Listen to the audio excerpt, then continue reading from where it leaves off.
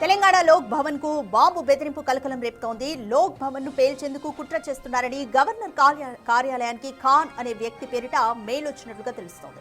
దీంతో వెంటనే అప్రమత్తమైన అధికారులు హుటాహుటిన బాంబ్ స్క్వాడ్ తో సీఎంఓ లోక్ భవన్ వద్ద తనిఖీలు చేపట్టారు. కేసు నమోదు చేసి దర్యాప్తు చేస్తున్నారు పంజగుట్ట పోలీసులు.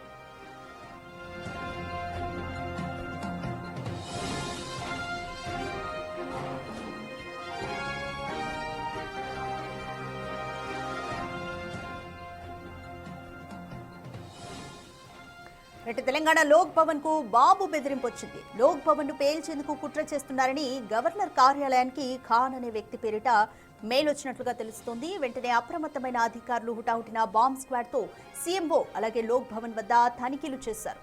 ఈ ఘటనకు సంబంధించి పోలీసులు కేసు నమోదు చేశారు. పంచకుట్ట పోలీసులు ఎంక్వైరీ చేస్తున్నారు. ఖాన్ అనే పేరిట ఈమెయిల్ వచ్చింది. సో సర్వర్ అడ్రస్ ఎక్కడి నుంచి మెయిల్ వచ్చింది, ఇటువంటి విషయాలన్నీ కూడా తెలుసుకునేందుకు పంచకుట్ట పోలీసులు ఎంక్వైరీ చేస్తున్నారు.